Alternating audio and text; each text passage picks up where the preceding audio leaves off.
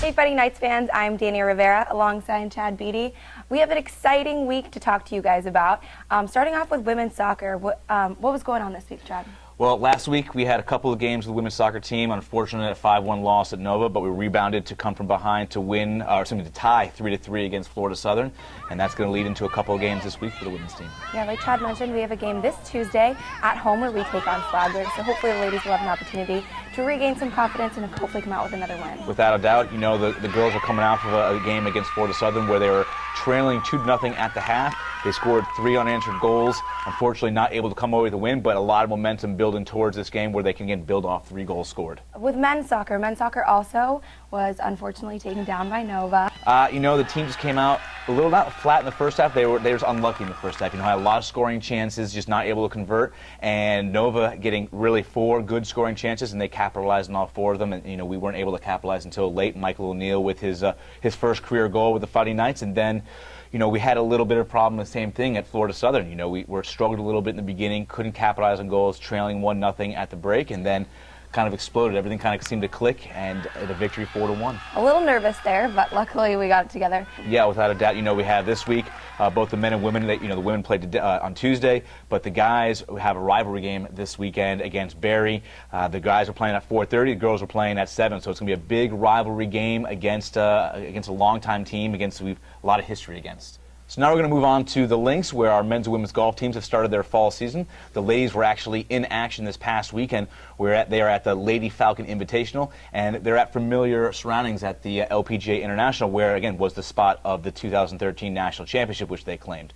The ladies not winning this tournament, unfortunately, but they did make a move from 3rd place into 2nd on the final day, and Jessica Bradley leading the charge with a 6th place finish.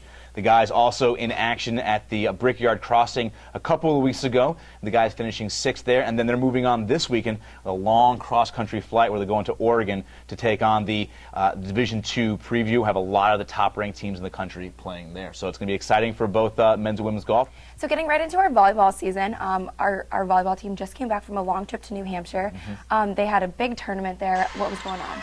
Well, the ladies came up to New Hampshire and had 4 matches against some really quality opponents and really came out strong, getting 3 victories to 1 loss. A couple girls making the all-tournament team. They had some fun picking apples up there, you know, really getting into the seasons of up north. But again, I think the most important aspect of the entire trip was Olivia Coiro coming back with some maple syrup for me. Pretty excited about that. Well, I'm glad she followed through with that, because God forbid we wouldn't have any maple syrup. I like pancakes in the morning. What can I say? Our cross-country team had a busy week, kind of like we mentioned last week. They had a meet over in Daytona, and Gabriella Waike actually was named Runner of the Week for the Sunshine State Conference. It was the first time in Lynn history, so that was really exciting. We got a chance to catch up with her and Olivia, so let's hear what they have to say. Thanks, guys. I'm here with Gabriella Waike, member of the cross-country team here at Lynn. Last weekend, she ran her personal best, breaking 19 minutes, and this week at the Embry-Riddle Invitational, she ran 19:43. Gabriella, tell me a little bit about this weekend's run and what you're doing to look forward. This weekend's run is actually really hard just because every course is different, and this one had a lot of sand and hills, but keep training to do well in the weeks to follow. You are named the Sunshine State Conference Runner of the Week, the first time ever in Lynn history that one of our Lynn runners have accomplished that. Tell me what it feels to be given this honor. I mean, it feels pretty nice. I recently found out, and it's exciting news, but just look forward to improving times, I guess. Thank you, Gabby. Thank you.